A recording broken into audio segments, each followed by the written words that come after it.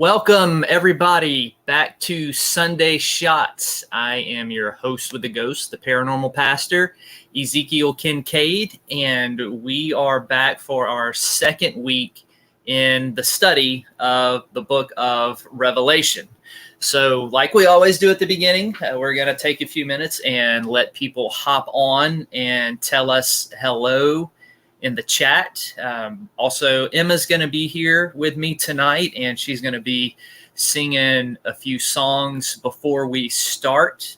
And Bethany is going to be up joining me at some point, so she will be here with me tonight also. So we're looking forward to a good show tonight. Just want to remind everybody that tickets for our event October 6th are at Octagon Hall are there. They are out. So if you want to come on the novice hunt that Three's Company plus 1Z will be doing at Octagon Hall in October, we have those tickets available, and so you can purchase those at the Octagon Hall website. I know they were having some problems with the website last that I checked. I'm not sure if they've got that fixed yet, but we'll keep you updated. But everything is good to go for that. Hey, Shannon, welcome to the chat from Texas. All right. I actually used to live in Fort Worth for a little while, so a big shout out to Texas. I was born there. Yep, that's where Emma was born. Hey, PW. Thank you for being here. And Saturnian is back. Hey, man. Glad that you are back with us. So tonight, what we're going to be doing, I told y'all last week that the first 2 weeks we were going to be getting into a little bit of the background information. And that's what we did last week. That's what we're going to do tonight. And then starting next week for the rest of the entire series, we're actually going to be in the text looking at it. But those of you who've kept up with the show, who also watch the Tuesday night show, you know how big I am about context and historical background, how that is absolutely necessary if we are going to get a good understanding of what was being written, so that we don't pull it out of context, so that we don't make it mean something that it was never intended to mean to the original audience. So we're going to do a little bit of background stuff tonight. We're going to look at the authorship of the book, because that is debated. We are going to also look at the historical setting and dating of the book, when it was written, because that is also debated. Now, for those of you not familiar with the book of Revelation, this entire book, there is not one thing about it that is not debated. And if you go back and watch last week's show, we talked about the 4 different viewpoints on the book of Revelation. We talked about the preterist view, the historic view, the idealistic view, and the futuristic view. And then I gave you the common scholarly census on that, which is kind of a combination of mostly the idealistic view with a little bit of futurism and a little bit of preterism. We'll talk about those terms more as we go on. But I would encourage you, if you haven't gone back and watched last week's show, to go ahead and do that, where I break down those 4 views. So please do that, and it will help all of this make a lot more sense. And so this whole thing is meant to be an introduction for everybody. And so I'm trying to take some really complicated theological subjects and historical things and break it down and make it easy for you to understand. Oh, here comes Bethany. I'm going to pull her up. Hey, I'm still. Everybody. Welcome, Bethany. Hello. How's everybody doing? Oh, they're good. We've got a good amount of people in chat already. So I was just kind of filling them in on what we did last week and how tonight we're going to be looking at the authorship and dating of the book. So what did you cover last week? Last week I covered the 4 basic views of the book of Revelation, the 4 kind of interpretive camps of it. And I was just telling everybody to be sure to go back and watch that stream so that they'll have an understanding of what we talked about, and just will help make things a little bit easier on them. So that's what I was saying. And I was getting ready to let Emma come up here in just a minute, but we're going to just hang out for a few minutes more. I was telling them also the Octagon tickets for this upcoming thing are Novice Hunt in October, that they are available. When did they get available today? I think just the other day. Beth from Octagon tagged me in a Facebook post. So I don't know. You failed to let me know. Well, I'm not sure if the website is working yet. You failed. You failed. You know what, darling? It won't be the last time. I know, and I will rub your nose in it like a puppy that piddled on the floor. Listen, Blondie, you just wait till the clown wedding. That's all I have to say.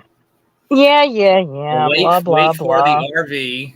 I will not be a part of that. Yeah, Emma will be there. I don't know any of you people. Oh, yeah. Hello, Teresa. Hello, Shannon. There's my lovely PW. Hey, Teresa. I'm trying to...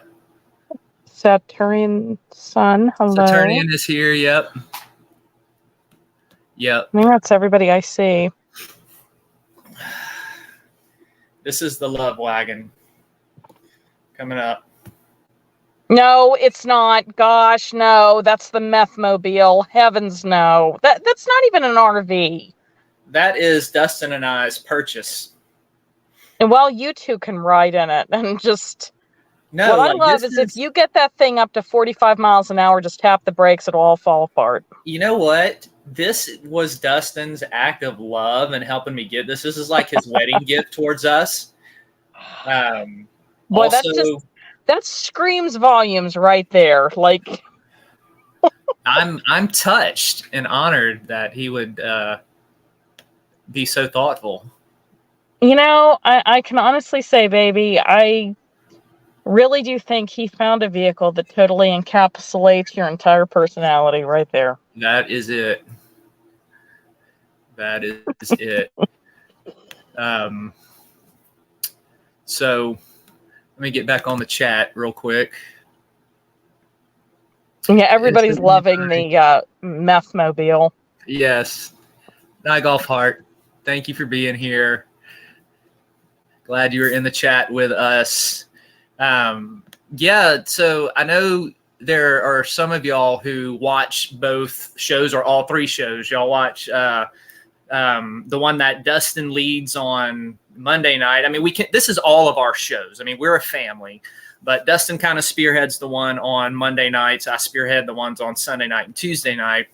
And so I know there's some of you who keep up with all 3, but some of you don't. And in case y'all missed the big announcement last Tuesday, Bethany and I have come up with a theme for our wedding. No, we haven't. No, we haven't. This is not an announcement. Absolutely not. No. And the theme is creepy clowns. No, it's not.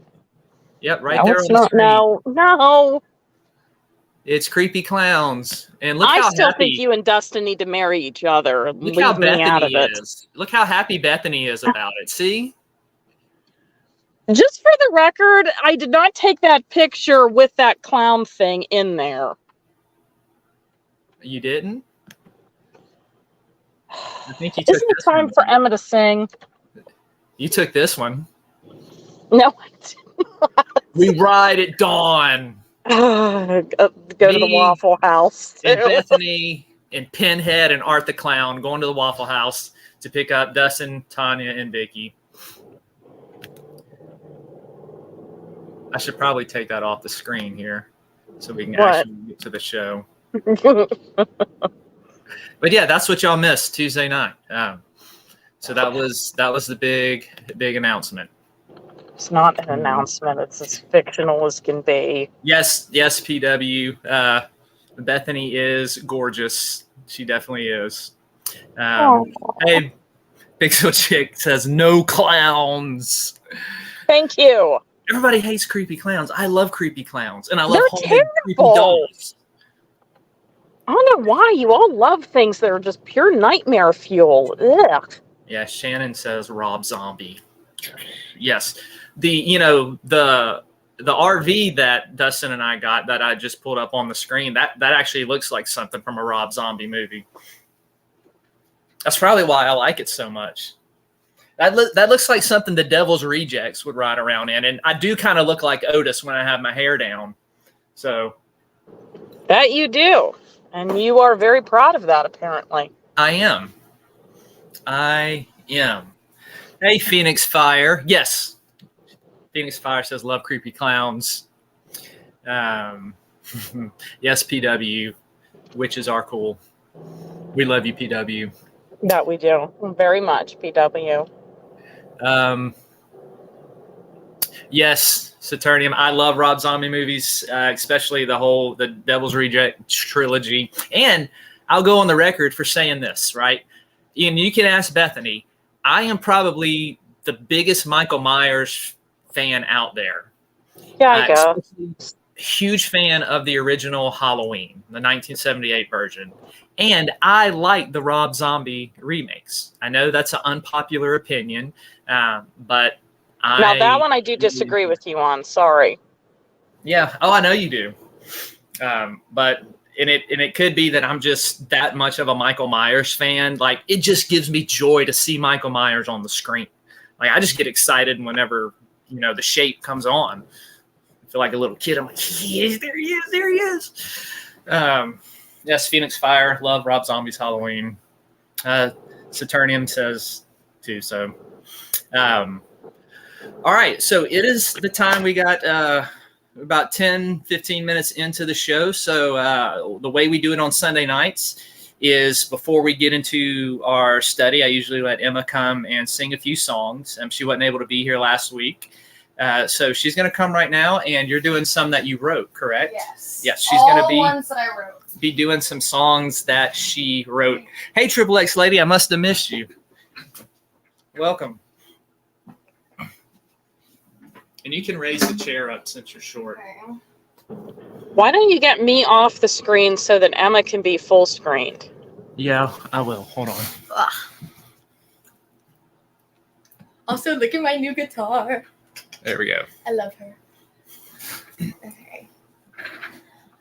This first one is called Touch Me Once. And it's based off of the woman who was following Jesus through the crowds while he was preaching. And she had this bleeding disorder. And she believed if she could touch a hem of his garment that she would be healed. And she was.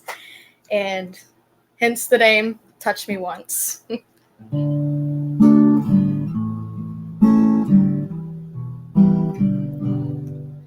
I know I'm a broken vessel, not sure if I got any use left. I like to feed the hungry, set the captives free, but oh Lord, what do I do when I still bleed?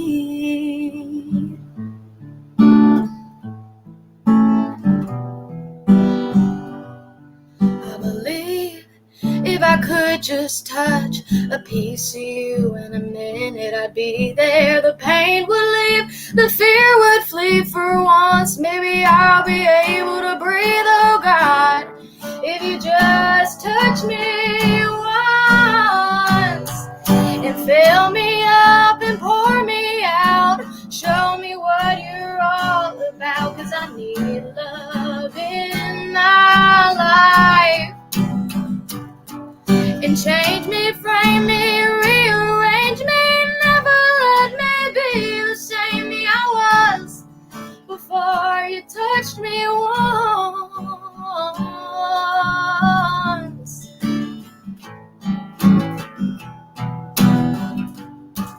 Been trailing behind crowds, hoping I could find a shroud of your presence, a glimpse, just one hint that you're here, always near, never ever been a moment you weren't looking out past the 99 and fill me up and pour me out. Show me what you're all about, 'cause I need love in my life. And change me, frame me, rearrange me, never let me be the same me I was before you touched me once. When you reeled me, healed me, promised to shield me from all the pain I've ever felt, I knelt at your feet and I plead, just touch me once,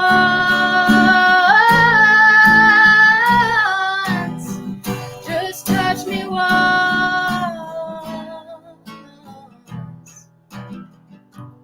'Cause I was a broken vessel until I learned not to wrestle your love.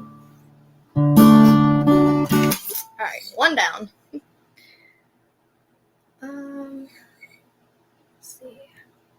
Okay, this next one is called Narrow is the Path.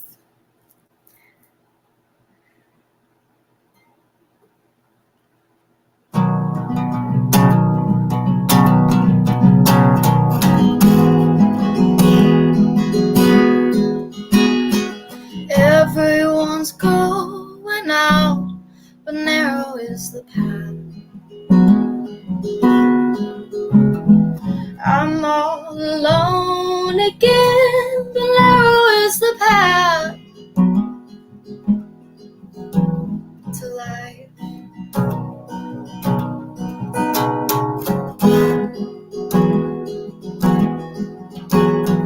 All my friends are drunk tonight, narrow is the path. They're begging me take one sip, but I wanna live, not for this world or anyone else, 'cause I live to please the Father. I don't care if there's tomorrow, 'cause He will provide. So I'll keep treading down the narrow. You go and I will follow into the sun.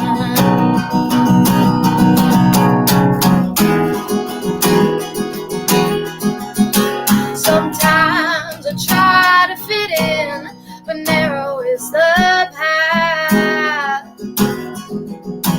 I never seem to find my crowd, 'cause narrow is the path to life. Oh, narrow is the path.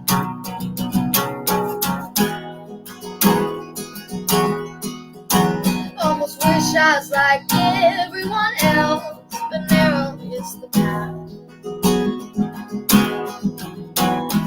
Jesus didn't go with the grain, so narrow is the path to gain eternal life.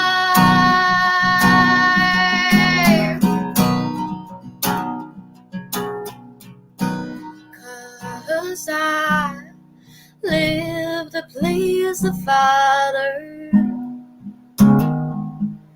I don't care if there's tomorrow, 'cause He will provide.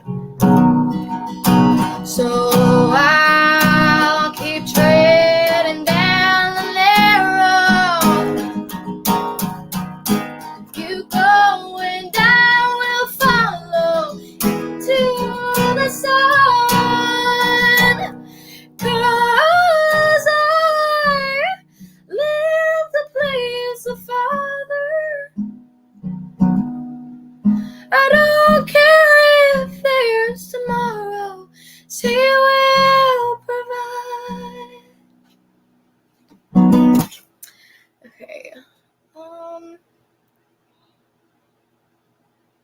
Uno Mas. Okay, this one is called Meet Me at the Tree.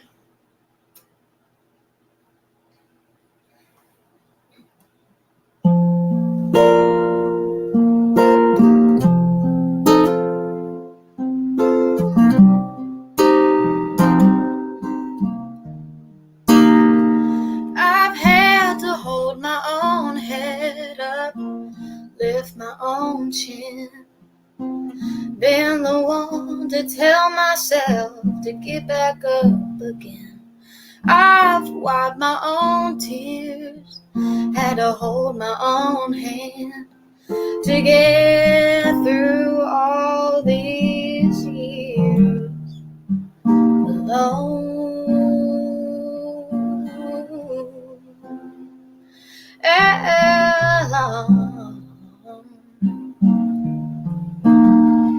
And I can pull myself up, even if it ain't that high. I'll power through the pain until it all starts to fade. And though the bullet's removed, I still got a lot to lose. Just please be careful with my heart. You see, a loner like me don't get to restart. But even when I thought it was just me, something in me told me to believe that the good Lord isn't far away, gazing from the throne. He's been with me through the trenches and every battle zone. And though he feels far away, I know he's never left me. So meet me at the tree. Won't you just meet me at the tree? 'Cause now the Lord holds me up. I know he'll never let me fall. Don't have to power through the pain because he takes it all away. And yes, the bullet's removed and you've always got a lot to lose. But I'll never fear the unknown while my Father's on the throne. Won't you just meet me at the tree? Won't you just meet me at the tree?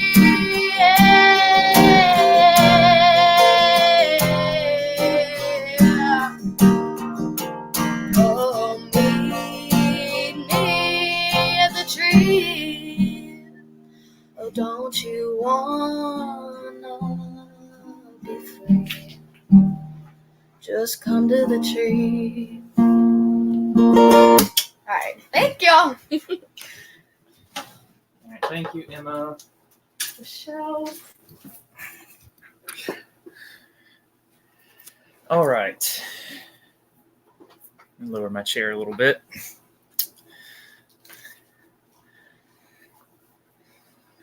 So we are going to go ahead and get underway with our teaching aspect. I'm going to take the next 30 minutes and try to go over as much background stuff as I can. And if I can't get it all done, we may just save a little bit more for the next week when we're jumping into the text.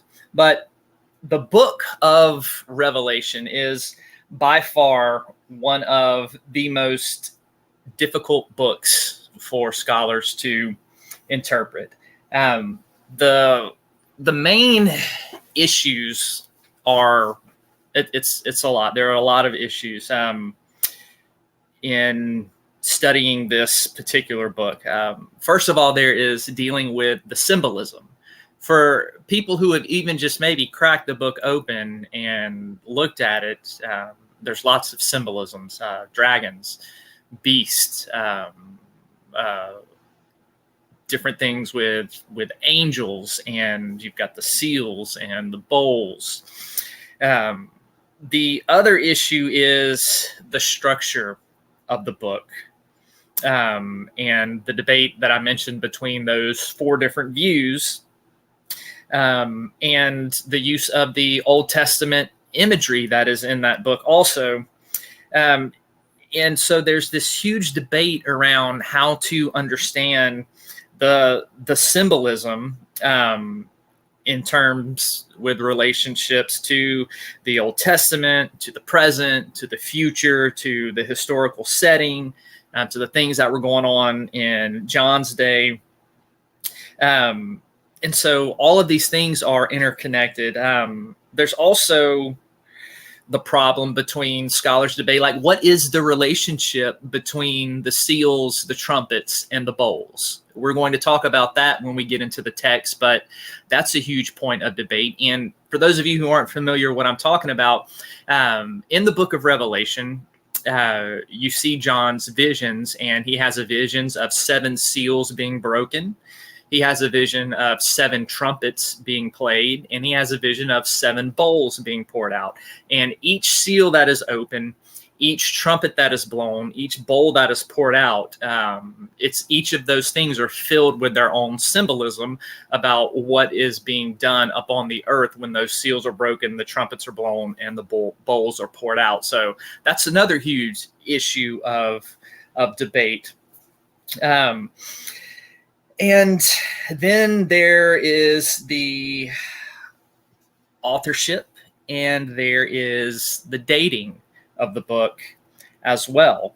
There's the issues of how much of this was fulfilled in John's day, how much of it is yet future, or is there tension? Does it apply to John's day, but yet also is there a final future fulfillment for these things? So this is all the things that we're going to be talking about once we get into the text. But the thing that we are going to really try to jump into tonight, we're going to save the symbolism and the use of the Old Testament, all of that stuff for when we actually start getting into the book. Tonight, I'm going to try to go over with you and hopefully be able to get it all done, who wrote the book, because that's debated, and when was the book written, and what was the historical background going on in that day. Now, history attributes the authorship to the Apostle of John, the Apostle John. And, a lot of people are like, well, yeah, I mean, that's what we always hear. John wrote that. But the attitude in scholarship is assume nothing, prove it.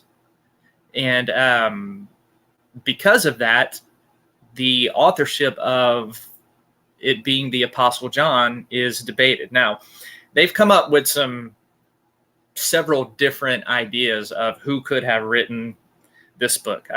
The first one I said is the Apostle John. The second one is this guy named John the Elder, who was the generation of elders after the apostles. So it would have been somebody who was either discipled by John or was in that generation that was taught by the apostles. The reason for that, and we'll get into it, is there are 2 graves in Ephesus that are attributed to a John. And, the history definitely says there were definitely 2 Johns, or could have been 2 Johns in the early Christian church. But what is this relationship? It gets into a whole complicated thing that we're not really going to go into too much, because we can chase rabbits with that. Some people think it could have been John Mark. And just to give you an idea of who John Mark is, so if you look at the Gospels, right, you have Matthew, Mark, Luke, and John. And Mark was a disciple of Peter, and his full name was John Mark. So there are people who attribute the book of Revelation to John Mark. Some people even say John the Baptist could have written it. The others say just another random John. And still others say that, well, somebody just used the Apostle John's name as a pen name to write this book. So those are all theories. A bunch of those can be dismissed just because of the lack of evidence, that it's really conjecture. But the two things, the two most prominent views are it's either John the Apostle or this other guy named John the Elder. And so those are the kind of two views that we're going to look at tonight. So when we actually open the text of Revelation and look at it, right, scholars go by what is called internal evidence and external evidence. So when they're determining authorship, they open the book and they say, well, what does the internal evidence say? All right, what does the book itself claim? And then they also look at what does the external evidence say? What do other documents that were written by Christians either during that time period or in the generation after the apostles, what do they say? What do they believe? Because they're the closest generation to the apostles, and a lot of these were discipled and taught by the apostles. So what they would say would carry a lot of weight. So when we actually open the book of Revelation, we don't ever see it addressed to, like, John is not like Paul. Okay, Paul, when he writes, he's like Paul the Apostle, Paul the Apostle, Paul the Apostle. In the book of Revelation, John just kind of says that, this was written by a John. And the other thing with this internal evidence that we have, John never comes out and says who he is. He doesn't say that he is an apostle. And so, or that he is the apostle. So scholars begin to look at the language. Now, when we look at the Greek, right? So just those of you who aren't familiar with New Testament, it was written in Koine Greek.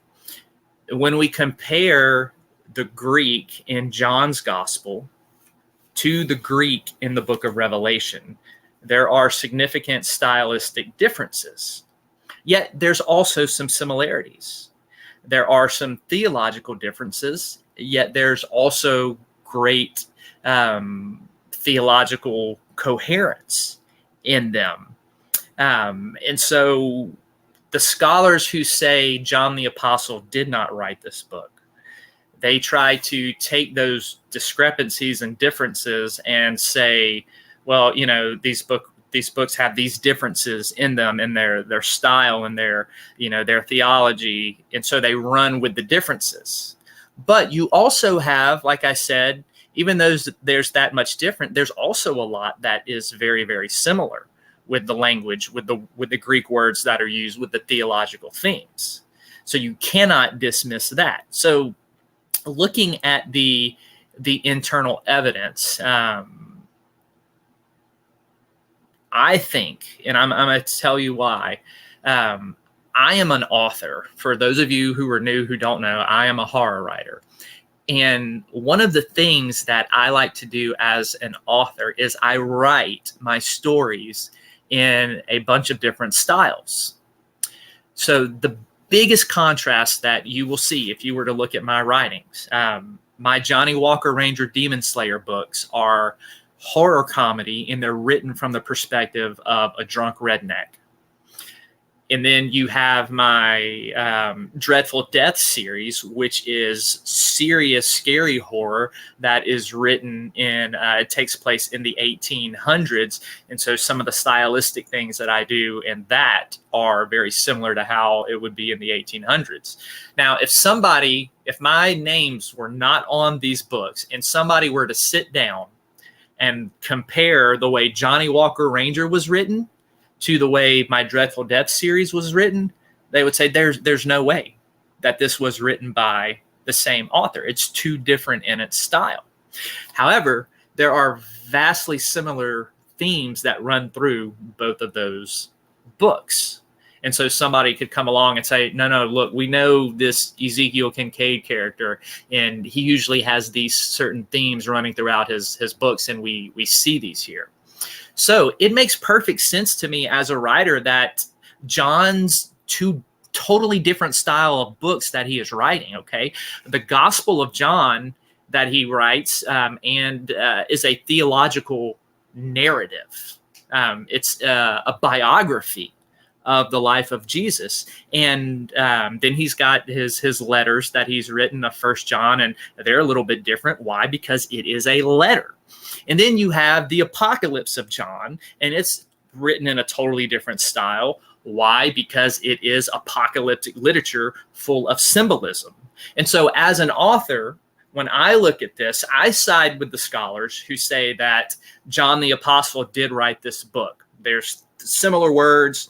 There are similar theological themes. And as an author, I can understand, yeah, the dude's just writing in different styles because the gospel is one style, the letters are a different style, and the book of Revelation is another style. So for me, the internal evidence leans towards it being John the Apostle. The external evidence, all right, what did the people in the late first century, those Christians, and the second century, what did they think? Who did they think wrote the book? If you look at early church fathers, some of you may be familiar with these names. Justin Martyr, he said that John the Apostle wrote the book in his dialogue with Trypho, the Jew.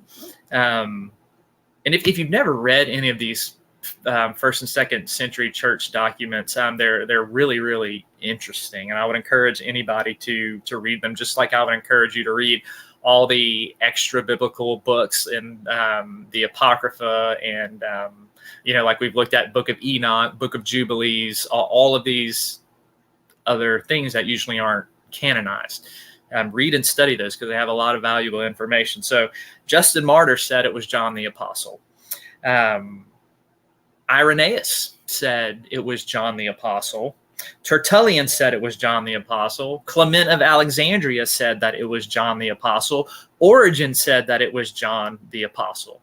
So all of these guys who were in the generations after the apostles all said, and these are some of the big heavy hitters in church history, they were all like, yeah, it was John the Apostle. So that external evidence is pretty heavy that it was John the Apostle.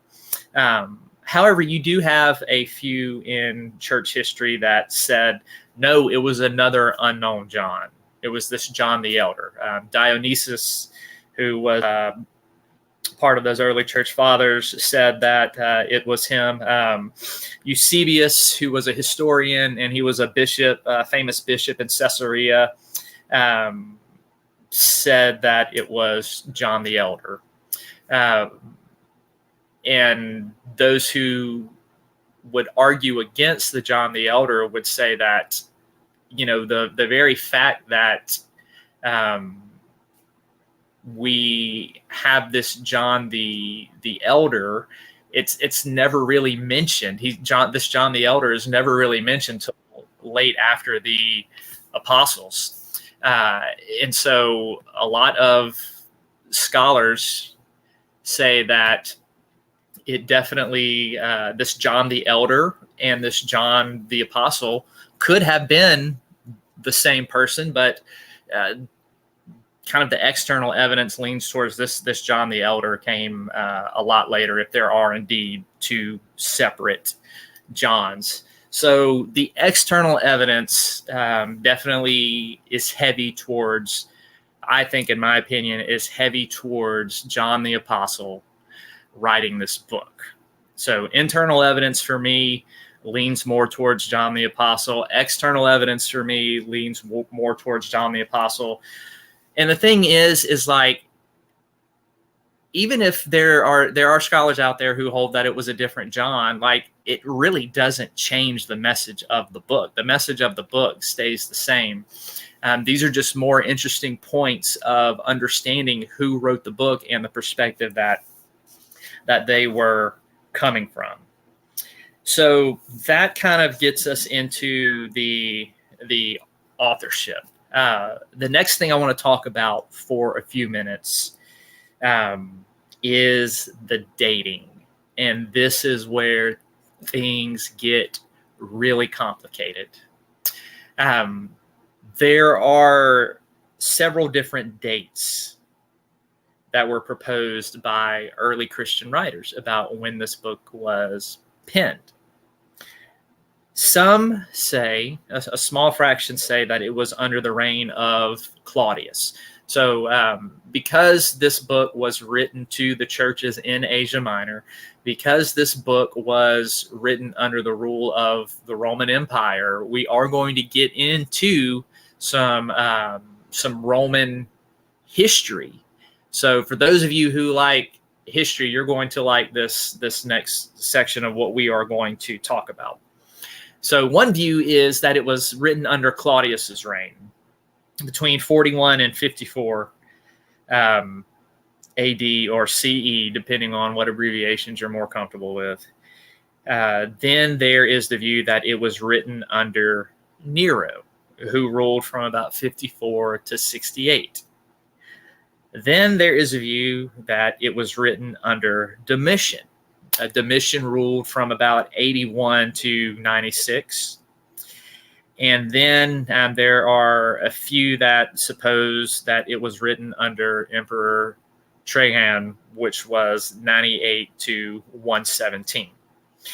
But the two most common views, and the ones that carry the heaviest evidence, would either be it was written under Nero in the 60s or under Domitian in the 90s. And we're going to kind of look at this evidence and see. Now, here's the thing when we look at this is what we see in the text and then what's going on historically under Nero's reign and Domitian's reign. Like, it all doesn't fit 100%. So we're kind of left with which one has a little more weight, which one has a little more evidence in its favor. So the first thing to look at when we're trying to decide when this book was written is we have to look at emperor worship in the imperial cult. Those of you who have studied Roman history know how big emperor worship was and how big the imperial cult around the emperor was. And so that when we read through the book of Revelation, it's going to become clear to you that this persecution of believers in Asia, the primary problem was emperor worship. Like, the book addresses that several times, multiple times actually, throughout.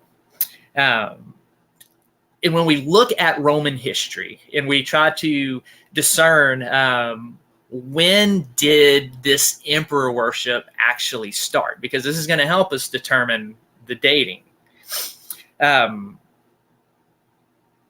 We begin to see that it began very early on, actually with the deification of Julius Caesar. This is when emperor worship really began, and Augustus, and then followed by Claudius and Vespasian too. Like, all of these emperors were worshipped, and they were kind of associated with deity. But the practice during this period was to actually deify the emperor after they died, not so much while they were alive. So this is what makes Caligula pretty interesting, because Caligula was demanding people to worship him while he was alive. He wasn't waiting to die in order to be deified. Caligula was like, you worship me now, Whereas a lot of these other emperors at the beginning with Julius Caesar and Augustus and Vespasian, it was more after they died, they were deified. But we see this shift with Caligula and him wanting to be worshipped. But he was not recognized. Caligula was not recognized as divine by the Roman Senate. So they were kind of like, yeah, you can say what you want, but we're not recognizing that you are deity. When we look at other Roman emperors, the other ones that come to mind, Tiberius and Claudius, like they actually refused to be deified while they were alive. And so the more important issue here is that Nero, all right, when we're talking about the reign of Nero, because we mentioned the two things that fit the most are Nero and Domitian. When we look at Nero, he was not deified either, even though there was evidence that he wished to be. He wanted to be deified. And he wanted to be called the present deity. He wanted to be called, I wrote these things down, these titles he wanted to be called. He wanted to be called the present deity. He wanted to be called our Lord and God. And the coins show him enthroned as Father of the Gods. So a lot of scholars say that when they're looking at this evidence that the emperor was seen, here's a quote, the emperor was seen not so much as a god, but more as an earthly representative of the gods, a mediator between the gods and the people. Yet this role was popularly seen as divine, as evidenced by the temples and idolatrous imagery. Then you get into, all right, so Nero wanted to be deified, but he wasn't. But what about Domitian? What was kind of his take on the Roman emperor being connected with a deity and being deified?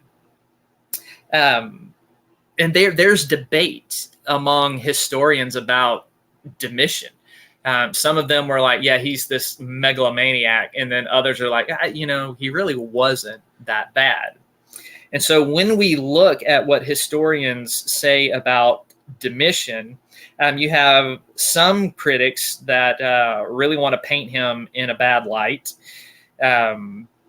especially the ones kind of during the Roman period and a little bit after his reign, because it was basically politically expedient for them to do so,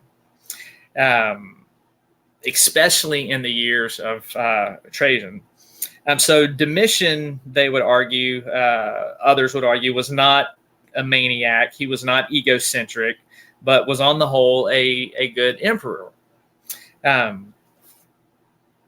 But then there are more modern historians that come along and they look at everything that's been written about Domitian, everything that has happened under his reign, and especially when you look at the emperor worship, a lot of the more modern historians and scholars are kind of like, yeah, when we look at this time period during Domitian, there really wasn't any policy regarding worshiping him as a god.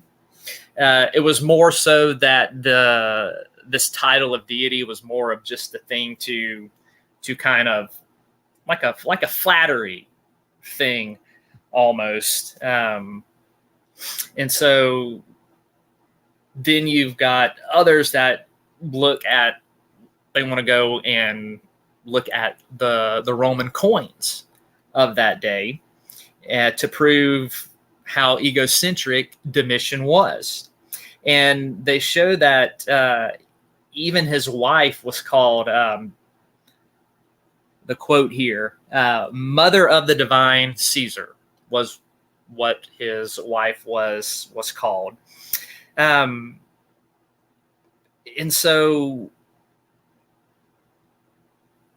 the issue is when we get into looking at the imperial cult and the emperor worship, it wasn't necessarily instituted as a thing that had to be done. Now, in the churches of Asia Minor, during the reign of Domitian, emperor worship became more popular, and it was more of a social construct. And what was happening under the reign of Domitian is the culture was really pushing emperor worship upon the Christians. And so while it wasn't necessarily illegal, there was a lot of social pressure for them to worship Domitian. So the imperial cult, the rituals were all very, very big in Asia Minor. And there was persecution for the Christians in that day under Domitian. It wasn't as grandiose as some people try to make it. The problem with Nero and dating the book of Revelation under Nero is Nero's persecution of Christians didn't go much further outside of Rome.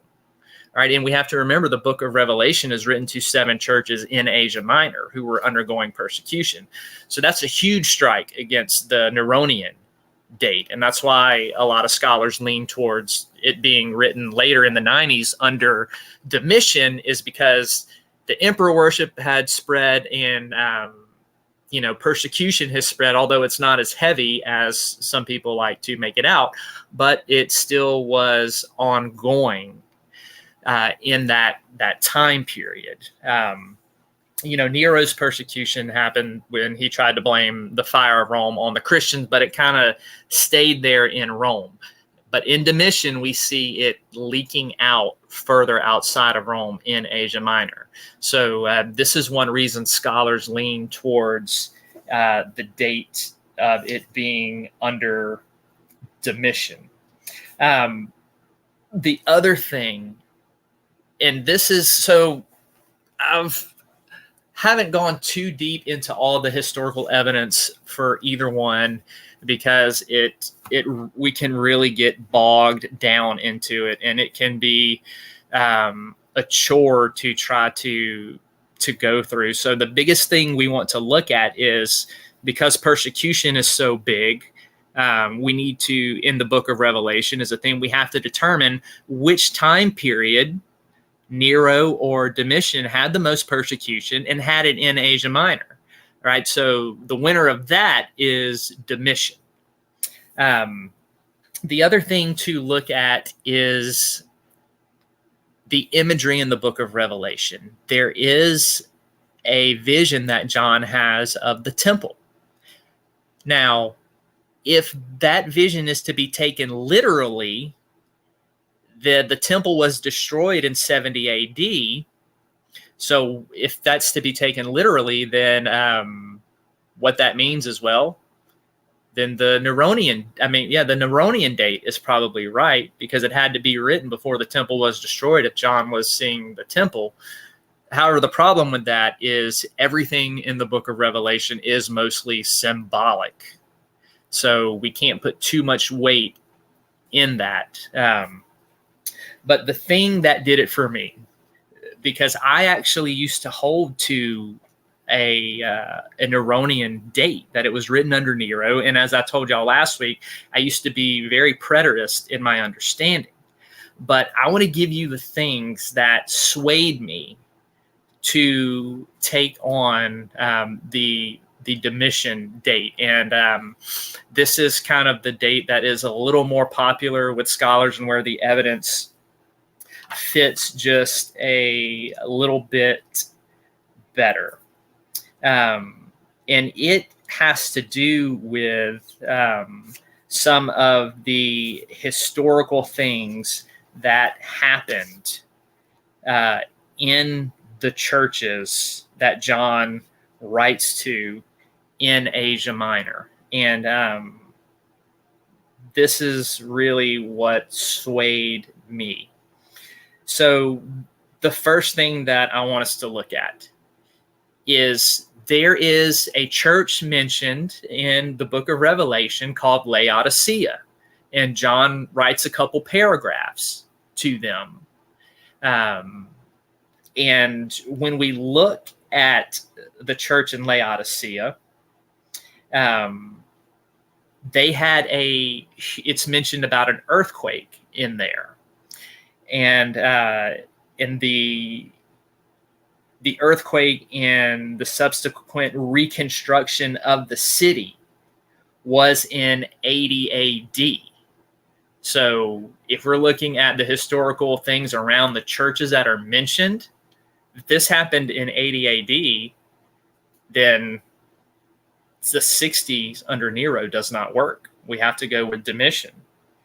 The other thing is the great wealth. When we look at the Church of Laodicea in the book of Revelation, the great wealth that is attributed to them, this fits much better with the 90s than the 60s. We see this quote in there, "Do not harm the oil and the wine." And this most likely refers to an edict of Domitian, which was made in AD 92, restricting the growing of vines in Asia. So again, another thing surrounding this church that fits with the reign of Domitian. And then we have this phrase mentioned in the letters to the churches, the synagogue of Satan. And this phrase can best be situated in some of the conflicts that took place under Domitian, which this conflict with the Jews and some of the persecution from the Jews and from the Roman Empire that they were going through. This language fits more with some of the things that were going on in Domitian's reign. But here is the one kicker, right? There is a church mentioned in the letters that John is writing at the beginning of the book, and it is called the Church of Smyrna. And there is a lot of historical evidence that this church in Smyrna probably did not exist in the 60s. So this, again, attributes to a later date. Now, I can tell you from looking at all this evidence, like I said earlier, that not everything completely fits with Nero. Not everything completely fits with Domitian. However, the evidence leans towards Domitian and it being written under his reign, especially when we look at what I just said, the historical things happening around the churches that John was writing to. It fits best with the late date of the 90s. So that is actually all we are going to discuss, because we can get really, I don't want to get too bogged down in the historical stuff, because I know just from experience that when you talk about that too long, people kind of glaze over. But I wanted to give you just enough that is important to help us, because understanding that this was written by John and under the reign of Domitian is going to help us interpret some of this symbolism and why John was writing and what was going on. Also, I am not the type of person who is just going to come to you and tell you, hey, you need to believe that this was written under Domitian. You need to believe that this was written by John the Apostle. No, I'm going to give you the evidence of why I think that. All right. I'm not the type of person. I'm not going to spoon feed you. Right. I've told y'all this many times. You are intelligent adults. You're not dumb. So I want to give you the information and let you know why I believe what I believe about this. And then you can take it and you can go study it on your own, and you can agree with it. You can disagree with it. You know, whatever. That is totally your decision. But I want you to know where I'm coming from, why I think John wrote it, the Apostle John wrote it, and why I think that it was written under the reign of Domitian. So that is basically me trying to there's just all of this historical evidence out there, and the debates get deep and they get hot and heavy, I just tried to pick out some of what I thought were kind of the strongest talking points that show why I believe what I believe about this, and kind of put it out there for you. So I guess the biggest thing, we can open it up with questions, or if anybody has anything that they want to add. And I'm sure Bethany might, because I know she loves history, so she may be able to add some things in here about the Roman Empire and persecution, or some of the emperors that we talked about. But you are free in the chat to ask questions or anything like that about what we discussed. So I honestly hope I did not bore anybody tonight. I tried to make this interesting, and I tried not to drone on and on about it, but it is the quote unquote necessary evil that we have to cover so that we can understand the text. So I'm gonna bring Bethany up. Why did it do it that way? There we go. You there, Blondie? Bethany. Yeah, I'm here. Oh, okay. Did you have anything that you wanted to say or add, or questions, or No. nothing?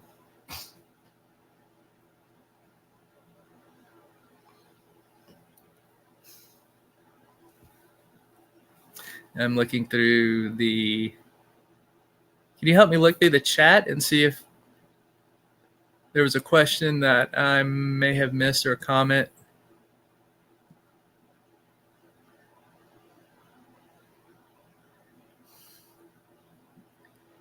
Let's see. There's a lot of people I missed popping in that I did not get to say hey to. Elysium, if you're still there. Bud Files, thank y'all for popping in. Thank you, Triple X Lady. Thank you, PW.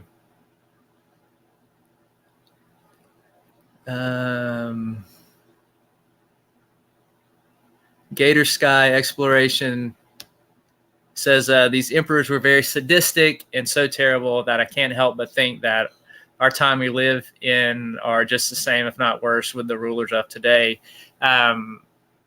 Yes, the Roman emperors could definitely be very, very sadistic. That is very true. And kind of determining what level of persecution there was, how far it spread, and trying to really get down to the truth of that is the point of kind of what we're talking about, and what the historians and the scholars are debating when it comes to the dating of this book.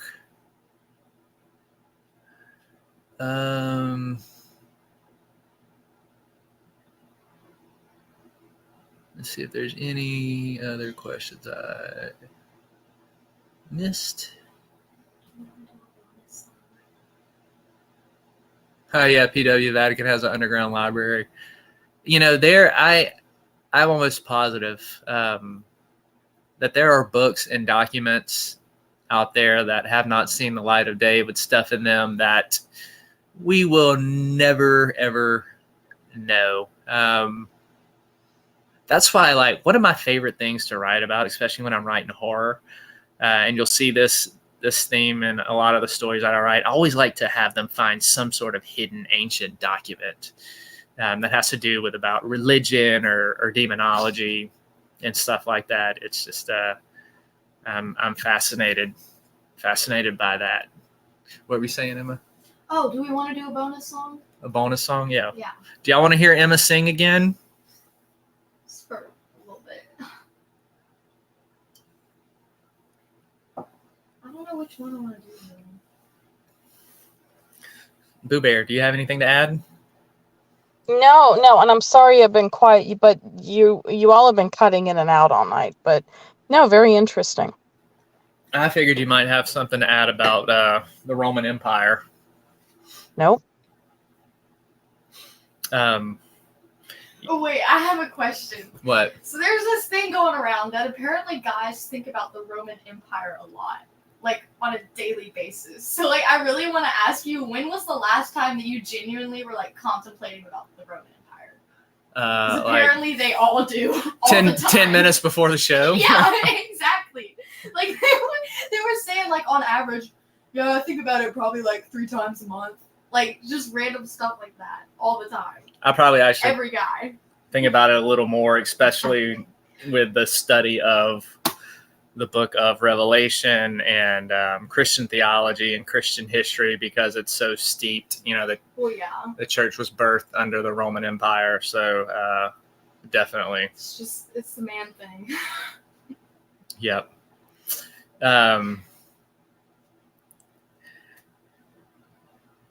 Yeah, PW, the Roman Emperor has always been corrupted. It's insane, in my opinion. Yeah. Now, if you really want to have your stomach turned, is just read about Caligula. There's actually, now, Bethany, have you seen the movie Caligula? The one that was so shocking. You know which one I'm talking about? Can you hear me, baby? Yeah, I can now. What? Did you ever see the movie on Caligula that came out? I'm not sure when. It was the 70s or 80s, but it was so supposedly so shocking. Yeah. You know what I'm talking about? Yeah. Yeah. Yeah, that's one. If you can get a hold of it, definitely interesting film on Caligula. So looks like Dustin said never thinks about the Roman Empire, just spooky horror stuff for me. And RVs and creepy clowns, right, Dustin? So well, Emma, if you want to come do another song. Okay. I don't know what I want to do though. You want to do Bobby McGee? One I could do. Well, come pick. PW wants to hear you again. All right, I'm gonna let Emma do one more song, and then I'll come back, make a couple more announcements, and then wrap us up. All right, I'm about to hit y'all with some Chris Stapleton because I like him. All right, let's see how I can do this.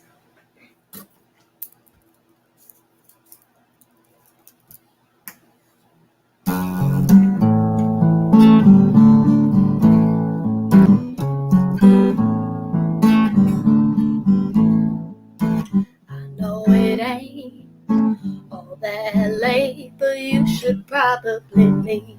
I recognize that look in your eyes. Yeah, you should probably leave.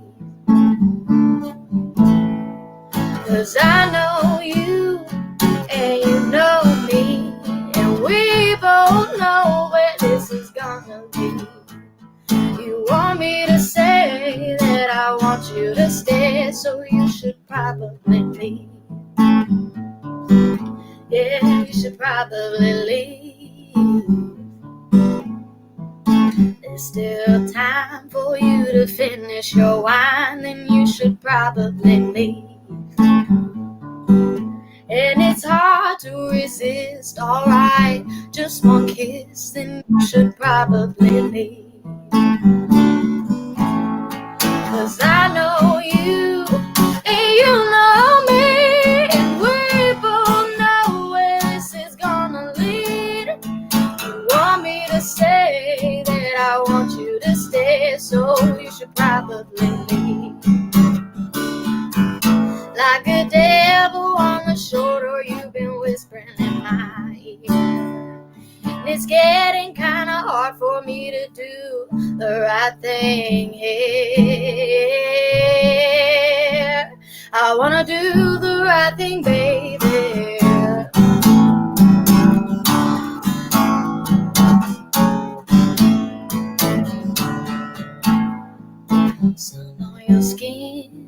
at 6 a.m. and I've been watching you sleep. And honey, I'm so afraid you're gonna wake up and say that you should probably leave. 'Cause I know you and you know me, and we both know where this is gonna lead. I want you to stay, but you'll probably say that you should probably leave. Yeah, you should probably leave. Oh, you should probably leave.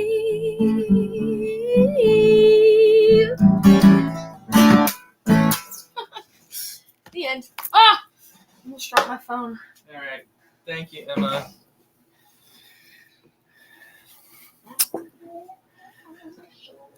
So, just a couple things before we wrap up tonight. Bethany texted me. She keeps getting kicked off with her internet. So I don't know if she will be back on for the end of the show or not.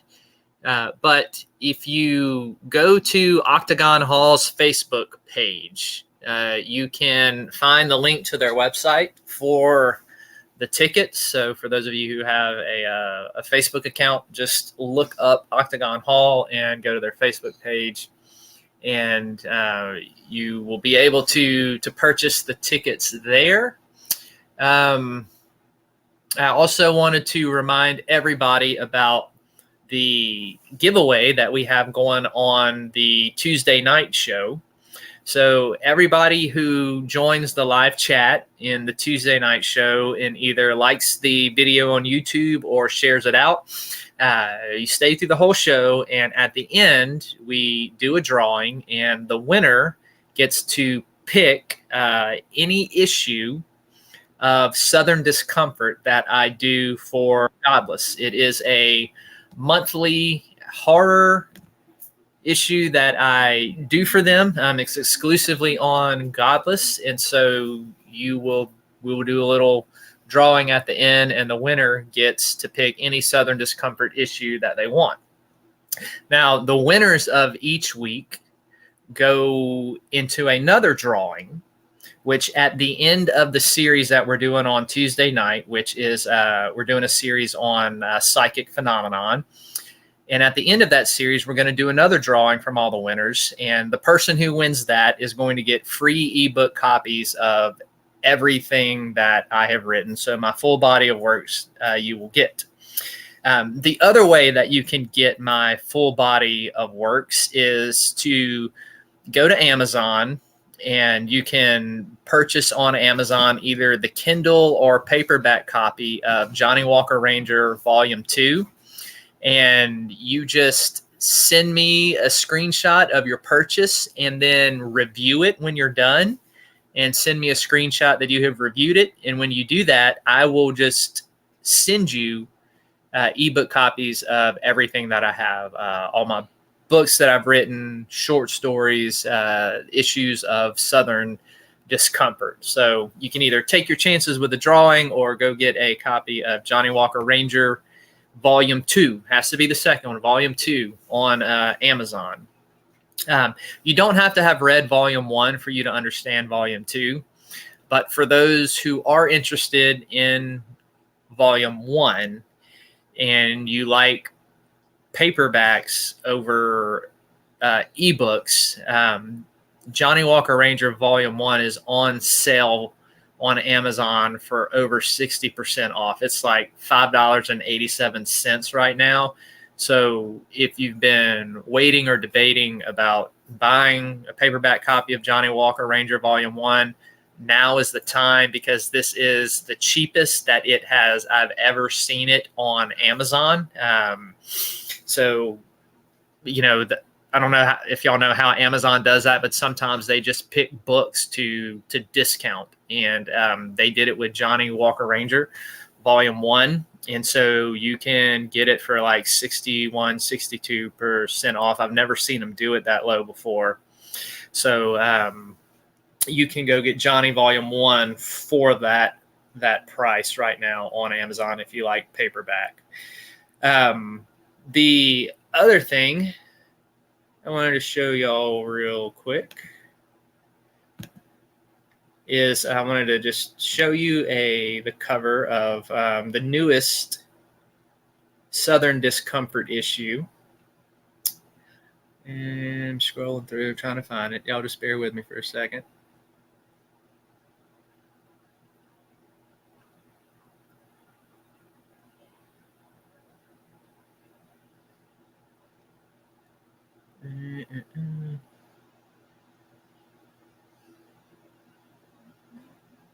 Here it is. This is my latest Southern Discomfort issue. You can get it on Godless for 99 cents. That's the thing with the Southern Discomfort issues is none of them are over $1. They are either 50 cents or 99 cents on Godless. And for those of you who are familiar with my Dreadful Death series and Theodosia and the Tetramet, this book does, or this story does take place in the Theodosia Tetramet universe, obviously with the title. But it is, if you like folk style Lovecraftian horror like Dagon or The Wicker Man, or if you enjoyed the movie Midsummer, things like that, you're gonna like this one. It's got a very folk horror feel to it, very cultish. This particular story takes place after the events of the Dreadful Death series. It takes place in 1975 in Chapel Hill, North Carolina, and so you'll get a little bit more of Theodosia's story and kind of where I'm going to be headed with the book series. This will kind of give you a glimpse into that. So that is available right now on Godless. The Southern Discomfort issues release every month on the 7th of the month. So this is ongoing. Season 1 of Southern Discomfort will wrap up in December. And then I'll start the second season in 2024. I've got a lot of cool stuff planned for the upcoming year for the Southern Discomfort story. So I'm excited to get that out there for y'all. Bethany, you have anything else? You hear me, baby? Yeah, I can now. No, did anybody have any questions? I'm going back through and looking. Oh, thank you, PW. She said, yay, congrats, Emma. You won my vote for the best singer. I see Dustin talking about Clown Mask, of course. I don't see any more questions. Dustin posted the link there in the chat for Johnny Walker Ranger Volume 2 and Volume 1. Thank you for that, Dustin. And he put the Godless one in there. Thank you, Dustin. Yeah, I think you covered it. That's why I didn't have any comments or anything to say. You pretty much covered it. Yep. Also, what I wanted to tell y'all is y'all may not know this, but our lovely PW in chat also likes to write historical stuff about gods and goddesses and demonology and stuff. And Tuesday night, I'm going to be reading some of her stuff live on the show. So I want y'all to come back Tuesday night and tune in for that, because I'm going to be sharing some of her stuff. So you will definitely want to hear that. So we're going to let you hear some of what PW has had to say. And you can, if you like that type of stuff, you can find her on Instagram and follow her. She posts a lot of cool stuff all the time. So go ahead and do that. PW said you were a queen, Bethany. And yes, thank y'all for the compliments on the cover and my writing. I greatly appreciate that. So we are going to go ahead and wrap it up for tonight. Be sure to come back. Dustin, are you going to be going live tomorrow night?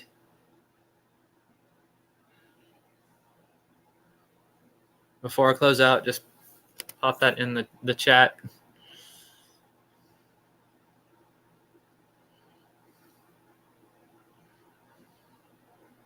Yes. Okay. Yep. Y'all. Okay. So y'all be sure to come tune in to the channel tomorrow night for Hauntings and Beyond. We're going to be live tomorrow night and then live again Tuesday night with Southern Discomfort. Oh, you're welcome, Triple X. You're very, very welcome. Definitely love doing this. Yes, Octagon news update. Mentioned that, and I think Dustin is going to be sharing some more about that tomorrow as well. So y'all don't want to miss that. So be sure to stick around. We're going to go ahead and close things out, but we like to always show an inspirational video at the end that Dustin has put together for us. So please stick around for that. As soon as I find it, I will play it. But thank you all so much for tuning in. Thank you, everybody in chat, for participating. Thank you all for listening and watching. We definitely love our viewers and our folks in chat. Couldn't do this without y'all.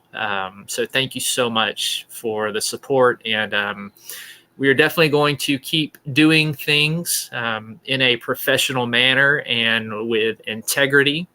In our paranormal investigations, we never fake anything. We do it all live stream.